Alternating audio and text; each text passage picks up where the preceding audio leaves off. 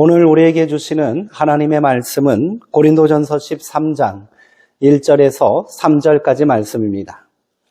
신약성경 279쪽에 있습니다. 이제 제가 하나님의 말씀을 강독하겠습니다. 이것은 하나님의 말씀입니다. 하나님의 말씀에 경청하시기 바랍니다. 내가 사람의 방언과 천사의 말을 할지라도 사랑이 없으면 소리나는 구리와 울리는 꽹과리가 되고, 내가 예언하는 능력이 있어 모든 비밀과 모든 지식을 알고 또 산을 옮길 만한 모든 믿음이 있을지라도 사랑이 없으면 내가 아무것도 아니요. 내가 내게 있는 모든 것으로 구제하고 또 내 몸을 불사르게 내줄지라도 사랑이 없으면 내게 아무 유익이 없느니라. 아멘. 사랑이 없으면 아무것도 아닙니다 라는 제목으로 말씀을 함께 나누겠습니다. 우리말 속담에는 조상들의 오랜 경험과 삶의 지혜가 묻어있는 경우가 많습니다. 그러나 간혹 부정적인 영향을 미치는 말도 적지 않지요. 뭐로 가도 서울만 가면 된다라는 말이 좋은 예일 것입니다. 물론 이 말은 해학과 풍자가 담긴 말로 정직한 노력이나 정도를 따르는 삶이 무시되는 시대에서 나온 자조 섞인 말일 것입니다. 그러나 오늘 우리 시대는 이 말을 고지곳대로 믿고 행동하는 경우가 많은 것 같아 안타깝기만 합니다. 수단과 방법이 어찌되었든 목적을 이룰 수만 있다면 그만이라는 생각입니다. 급속한 경제 성장과 발전이 가져온 우리 사회의 어두운 그림자입니다. 단기간의 목표를 설정하고 이를 이루기 위해 총력을 다하다 보니 이런 인식이 팽배해진 것이지요. 더욱 안타까운 것은 이런 사고가 기성세대뿐 아니라 청소년에게까지 영향을 미치고 있다는 사실입니다. 몇 해 전 서울의 한 여고에서 발생한 사건은 이를 잘 보여주고 있습니다. 교무부장인 아버지가 같은 학교에 다니는 쌍둥이 자매에게 몰래 시험지를 빼돌려 부정시험을 보게 했다는 의혹을 받았지요. 결국 오랜 법정투쟁으로 이 모든 일이 사실로 밝혀졌고요. 쌍둥이 자매들은 전교 1등을 하게 되었지만 학교에서 제적을 당하고 말았습니다. 올바른 가치관을 형성해야 할 시기에 목적을 이루기 위해서는 수단과 방법을 가리지 않고 심지어 불법을 저지르기까지 했으니 이 아이들이 어떤 모습으로 성장할지는 뻔한 일입니다. 이런 예는 우리 주위에 흔하게 발견됩니다. 집은 안정적인 삶을 위한 거주의 공간으로 인식될 때 바른 목적에 부합합니다. 그러나 이것이 투기와 재산 증식의 수단이 되어버리니 목적이 상실되고 여러 가지 사회적인 문제가 발생하는 것 아닙니까? 당시 고린도 교회도 똑같았습니다. 그들은 신앙의 목적, 사랑을 잃어버린 채 방언, 예언, 믿음, 구제라는 믿음의 수단들을 가지고 서로 자랑하고 경쟁하느라 교회를 망가뜨리고 말았습니다. 이처럼 수단이 목적보다 크게 되면 그 사회와 개인의 삶은 망가지고 맙니다. 본질과 참된 가치는 사라지고요. 욕망과 경쟁만이 판치는 추악한 세상이 되고 말지요. 오늘 우리가 읽은 말씀은 이런 관점에서 신앙의 참된 목적이 어디인지, 그리고 사랑의 가치가 얼마나 위대한지를 다시 한번 깨닫게 해줍니다. 바울은 먼저 당대의 사람들이 중요하게 생각하던 것들과 사랑을 대조합니다. 그리고 그것들이 결코 사랑보다 우월하거나 앞설 수 없음을 강조하지요. 바울은 먼저 사랑을 말의 능력과 대조합니다. 인간의 지혜와 경험, 그리고 생각과 가치관의 집합체인 말은 그대로 그 사람의 인격이 되고 행동이 됩니다. 말의 능력이란 참으로 고귀한 선물입니다. 그러나 바울은 말합니다. 내가 사람의 방언과 천사의 말을 할지라도 사랑이 없으면 소리나는 구리와 울리는 꽹과리와 다를 것이 없다. 우리는 모두 그 이유를 알고 있습니다. 사랑 없는 말이란 아무 감정 없는 말재주에 불과하지 않겠습니까? 사랑 없는 말은 공허하고요.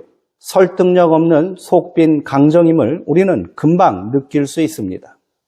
예나 지금이나 언어적 감각과 능력은 그대로 그 사람의 경쟁력이 됩니다. 바울이 말하는 사람의 방언은 사람의 모든 말이라는 뜻입니다. 다양한 민족들이 사용하는 언어라는 뜻입니다. 이런 능력이 있는 사람은 참으로 탁월한 사람입니다. 그는 분명 평범한 사람들보다 더 크고 훌륭한 일을 할 수 있을 것입니다. 게다가 천사의 말까지 한다면 그 사람이 가지게 될 영적 카리스마와 권위는 실로 엄청나겠지요.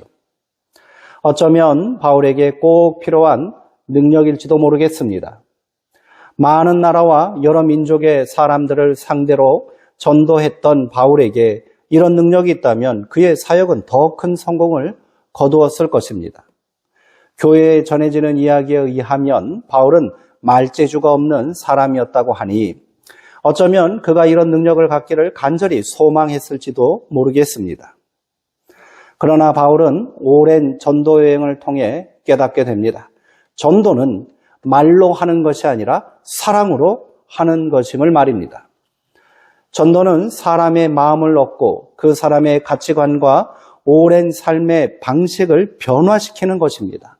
이는 절대로 말로 할 수 없음을 바울은 잘 알고 있었지요. 아무리 논리적이고 설득력 있는 말을 한다 해도 상대방을 향한 사랑이 없는 말은 절대로 그를 감동시킬 수 없고요. 변화시킬 수 없습니다. 오히려 더 큰 반감과 거부감을 일으키게 될지도 모릅니다. 이런 사람은 타인의 실수와 잘못을 용납하지 못합니다. 스스로는 말할 것입니다. 나는 틀린 말은 하지 않는다. 그렇게 상대방의 약점을 공격하고 실수를 지적하는데 익숙해져 버립니다. 말 잘하는 사람이 쉽게 빠지기 쉬운 잘못입니다. 이런 말은 절대로 사람을 변화시킬 수 없고요. 사람을 얻을 수 없습니다.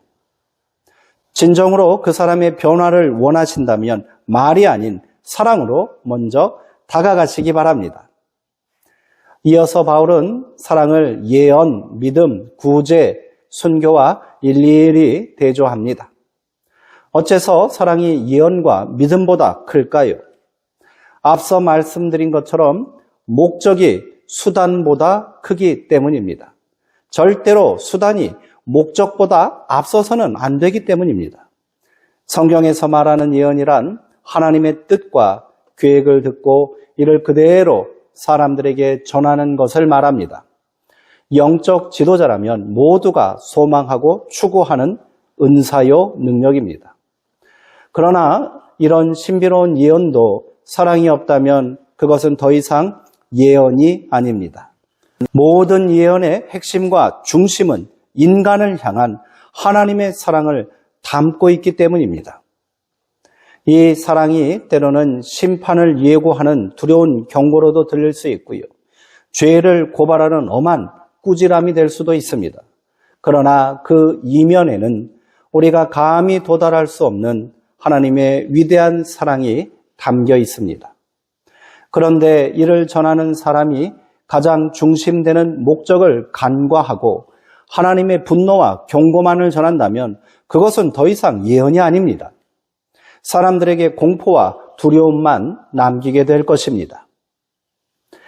예언의 말씀은 결코 사람들을 공포에 떨게 하고요. 고발하는 저주가 아닌 겁니다.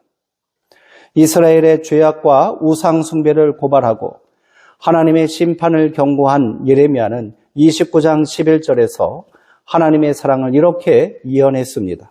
여호와의 말씀이니라. 너희를 향한 나의 생각을 내가 아나니 평안이요 재앙이 아니라 너희에게 미래와 희망을 주는 것이니라. 사랑이 믿음보다 큰 이유는 더욱 분명합니다. 믿음은 우리의 영혼을 하나님과 연결합니다. 인간을 하나님과 연결하는 목적은 무엇일까요? 하나님을 만나고 나를 향한 하나님의 뜻을 온전히 깨닫기 위함입니다. 그렇다면 하나님은 누구시며 그의 뜻은 무엇입니까? 성경은 이를 아주 분명하고 간단하게 증거하고 있습니다. 하나님은 사랑이시라라는 것입니다. 그러므로 믿음이란 수단은 사랑이란 목적을 이루기 위한 것입니다. 믿음이란 결코 온전한 사랑을 이루기 위한 수단일 뿐이라는 거지요. 이렇게 사랑은 믿음보다 크고요. 사랑 없는 믿음은 아무것도 아니게 되는 겁니다. 또한 사랑이 구제와 자선보다 큰 것은 전체가 부분보다 크기 때문인 겁니다. 구제와 자선은 사랑의 작은 한 부분에 불과하다는 말입니다. 무수한 사랑의 길 가운데 하나일 뿐입니다. 심지어 사랑 없는 자선도 많을 수 있습니다. 실제로 그렇습니다. 거리에 있는 거린에게 동전 한 입을 던져주는 것은 아주 쉽습니다. 일반적으로 동전 한 입 적선하는 편이 그러지 않는 편보다 더 쉬우니까요. 그래서 마음이 편해질 수도 있습니다. 우리는 달랑 동전 한 입을 치르고는 비참한 광경을 보면서 드는 동정심을 털어내며 안도하기도 합니다. 너무도 헐값이지요. 우리에게는 헐값이지만 거린에게는 너무도 소중한 경우가 흔하지만 말입니다. 우리가 참으로 그를 사랑한다면 그를 위해 뭐라도 더 베풀 것입니다. 혹은 경우에 따라서는 값싼 동정은 잠시 멈출 수도 있습니다. 우리가 잘 알고 있는 선한 사마리아인의 비유에서 사마리아인이 강도 만난 사람에게 행한 일은 율법학자가 답한 것처럼 단순히 자비를 베푼 것이 아닙니다. 그것은 사랑이었습니다. 그는 당장에 도움이 필요한 사람에게 달려가 그를 도와주었을 뿐 아니라 그가 완전히 회복될 수 있도록 자신이 할 수 있는 최선의 노력을 아끼지 않았습니다. 예수님은 자신을 찾아와 내가 무엇을 하여야 영생을 얻을 수 있겠습니까? 라고 질문하는 율법학자에게 내 마음을 다하며 힘을 다하며 뜻을 다하여 주 너희 하나님을 사랑하고 또한 내 이웃을 내 자신과 같이 사랑하라라는 율법의 말씀을 확인시켜 주셨습니다. 그리고 예수님을 공경에 빠뜨리기 위해 그렇다면 내 이웃이 누구입니까? 라고 질문하는 율법학자에게 선한 사마리아인의 비유를 말씀해 주셨지요. 그리고 너도 가서 그와 같이 하라라는 말씀을 통해 율법학자에게 너의 이웃을 찾지 말고 내가 이웃이 되라는 교훈을 주십니다. 이렇게 참된 이웃을 만들고 이웃이 되는 방법은 오직 사랑뿐이라는 것을 깨닫게 하셨습니다. 단순히 도움이 필요한 사람에게 구제와 자선을 베푸는 행위는 절대로 사랑으로 포장될 수 없습니다. 사랑이란 그에게 더 가까이 다가가 그의 이웃이 친구가 되어주는 것이기 때문입니다. 오늘 우리의 이웃은 누구입니까? 나의 필요와 오랜 관계 가운데 있는 소수의 사람들 뿐이지 않습니까?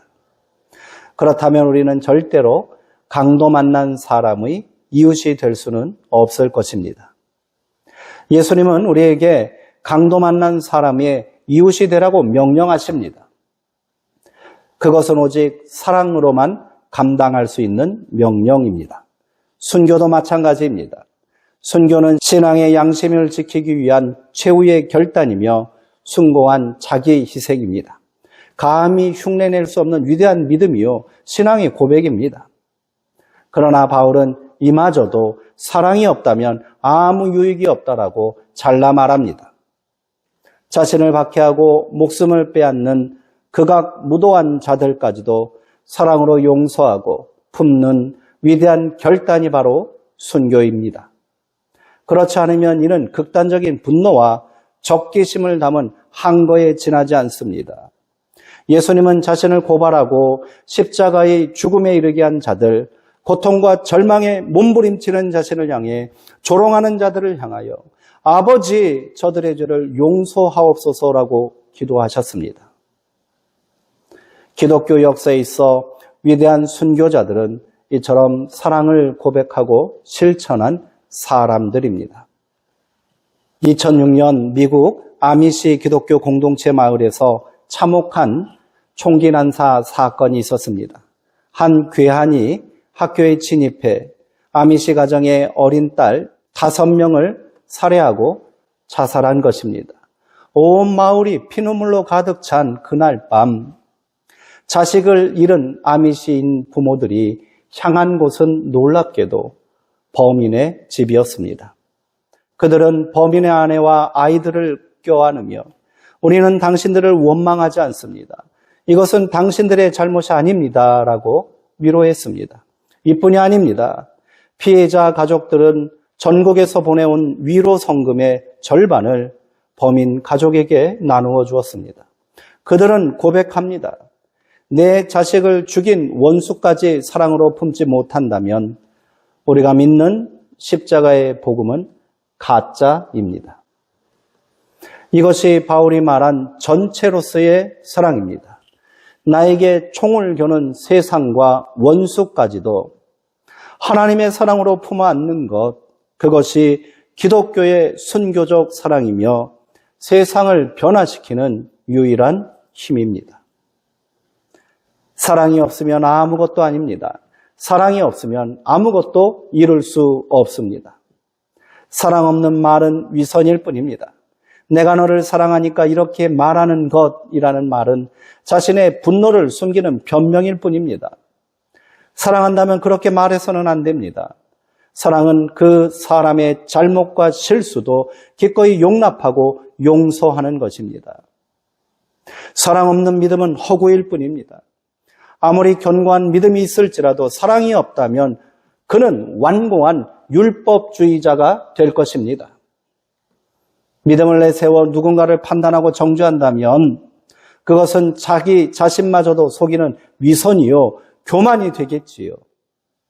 사랑 없는 자비는 거짓입니다.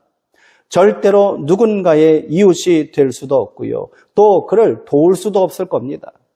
단순한 자기 위안이요, 자기 만족에 지나지 않습니다. 사랑은 사람의 마음을 얻는 것이고 더불어 자기 스스로를 살리는 것입니다.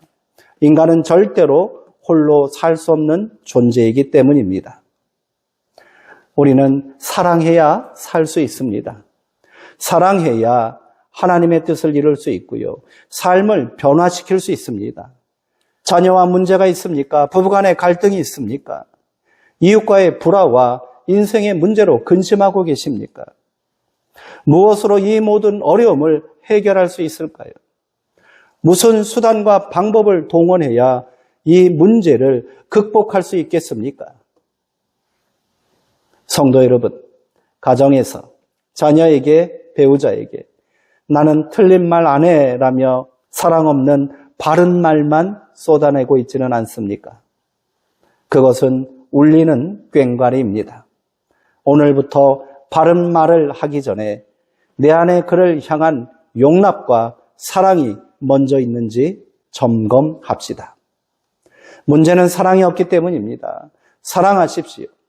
사랑이 없으면 아무것도 아닙니다. 사랑이 없으면 아무 변화도 일어나지 않습니다. 오늘도 가슴에 손을 모으고 기도해 봅시다. 예수님의 사랑이 내 안에 있습니다. 그 사랑으로 사랑하며 살게 하옵소서. 아멘. 함께 기도하시겠습니다.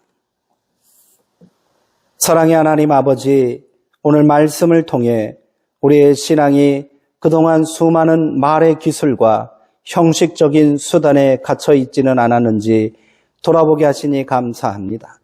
아무리 바른 말을 하고 견고한 믿음이 있고 대단한 봉사를 할지라도 그 속에 상대방을 향한 진실한 사랑이 없다면 그것은 단지 소리나는 구리와 울리는 꽹과리에 불과한 헛된 위선의 행위였음을 고백합니다. 주님, 이제는 우리의 신앙이 말에 머물지 않고 삶의 실천으로 옮겨지기를 원합니다. 내 생각과 기준을 앞세워 타인을 정죄하고 상처 주었던 완고함을 용서해 주옵소서. 오늘 예배당 문을 열고 세상으로 나아갈 때 여전히 내 마음에 앙금으로 남아있는 이들, 그리고 나에게 상처 주었던 이웃을 향해 말이 아닌 사랑으로 먼저 다가가게 하옵소서. 주님이 우리를 조건 없이 품어주셨듯이 우리도 그들의 진정한 이웃이 되게 하옵소서. 우리의 힘으로는 할 수 없사오니 성령의 위로와 능력 안에 우리가 이를 감당하게 하옵소서. 예수 그리스도의 이름으로 기도하옵나이다. 아멘.